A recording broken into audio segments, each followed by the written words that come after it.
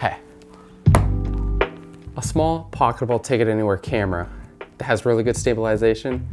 This is 48 hours for the Insta360 One RS.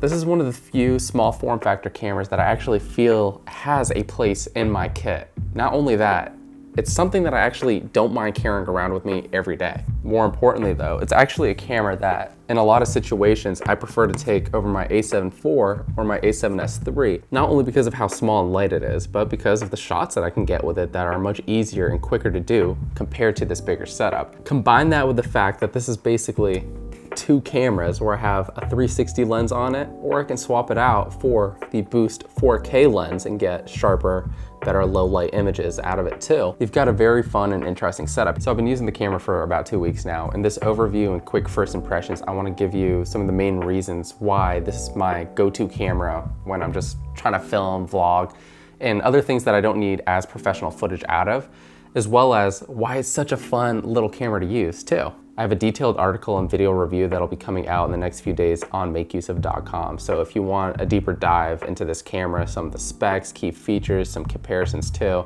you can stay tuned for that article where you can find all that good information. So for starters, let's talk about its size and form factor. Having a small form factor camera like this, chances are it means you're gonna carry it around with you a lot more often, and it means you're more likely to film things that maybe you weren't as likely to do compared to say with this bigger setup. And especially if you're traveling, walking around a lot, you're out, you're gonna notice this weight after a while. In comparison, I could have this and its extra lens in my pocket all day and not really notice it. But what's cool is for the past week I've been in New York. A lot of crowds, a lot of walking around. This was the perfect chance to test this out. It was so easy to take out, turn on quickly and get the shot that I didn't even need to think twice about it. And maybe even more importantly, there were a couple of events and locations where I wasn't supposed to be bringing a big camera like this, but because of how small this is, no one even batted an eye. Now, I definitely think the 360 module in at least this or the 1-inch sensor are probably the way to go so you can get that full experience, because the whole idea as far as why you would get something like this over a GoPro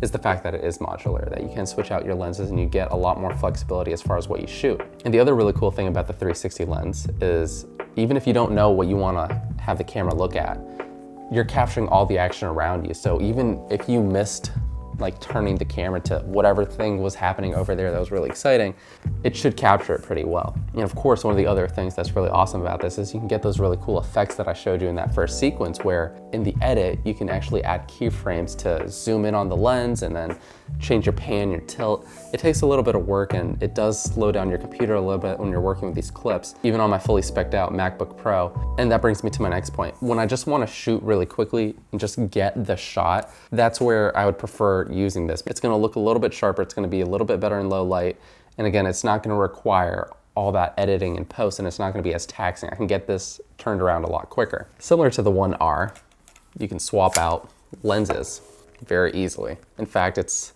a little bit easier than the previous model because of how they redesigned this case, giving it a quick release on the side here as opposed to that traditional latch at the top. If you haven't seen the One R before and you're not too familiar with them, they detach from the bottom here.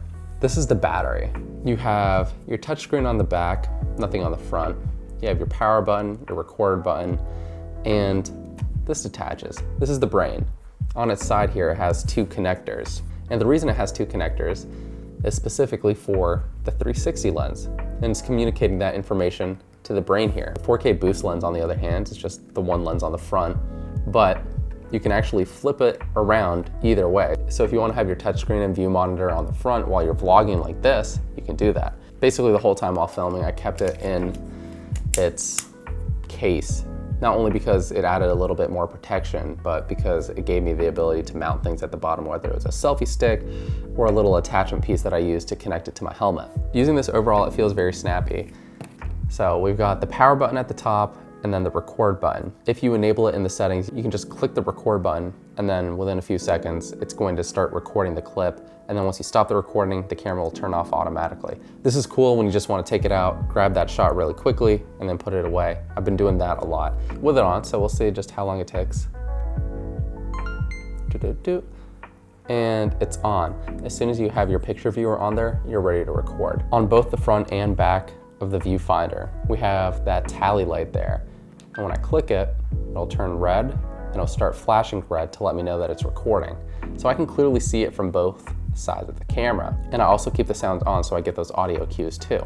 You've got 3 microphones on the camera, one on the top, one on the front, and one on the right-hand side. So it should be picking up your audio whatever direction you're talking into it pretty well. Compared to a GoPro, this touchscreen might seem a little bit small, but it is responsive and it's bright outside, which is the most important. It also allows you to change between your different modes and your settings really quickly too. In my full review, I'll show you some of the settings and the different modes that you can change on the camera, just to give you an idea of how I use it.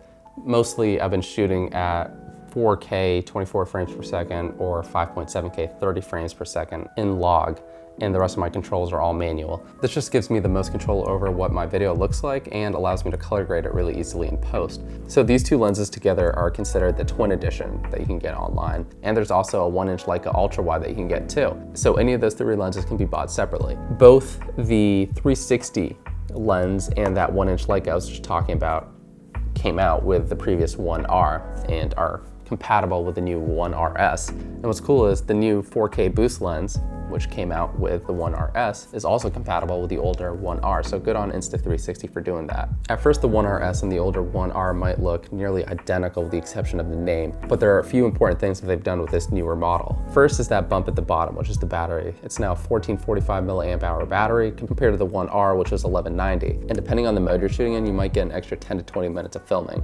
The brain here, again, where the touchscreen is and where you have your micro SD card on the side, as well as your USB-C connection, that also has been improved. Frame rates and modes are basically the same. It can shoot up to 4K at 60 frames per second, slow motion at 1080p 200 frames per second, and 2.7K at 100 frames per second with the 4K boost lens. When you switch over to the 360 lens, you can shoot up to 5.7K at 30 frames per second and a rather limited 3K at 100 frames per second. So while those specs are the same, the processor itself has a major bump, but the more powerful processor now supports flow state stabilization in camera up to 4K 60 FPS without needing post-processing in-app or with the Insta360 Studio on your computer. And this is huge because this camera, GoPro, or any other camera, it could have the best stabilization, but if it requires a whole other step to do in software before I can actually edit the clips, that's probably gonna be a no-go for me. You have to do that first before you can actually decide whether that's a clip you wanna use and how you wanna edit and cut it up. So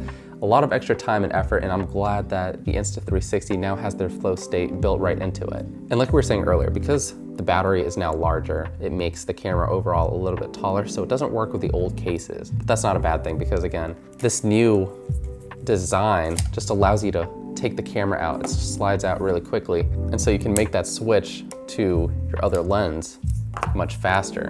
That said, this whole modular system, while pretty good, still has a few quirks. The first being, at least in my case, I tend to stop everything I'm doing, pause, and focus a little bit more on switching out the lenses because I don't want to drop it, especially if I'm walking, I'm doing something else. But the other thing that I think is a little odd is what do you do with this once you're done? This case is specific for the 360 module, but what I do is with the sensor pointed inwards and the lens pointed down, I would keep whatever lens, including the 4K boost, in here and then put it back in my pocket. Not a big deal.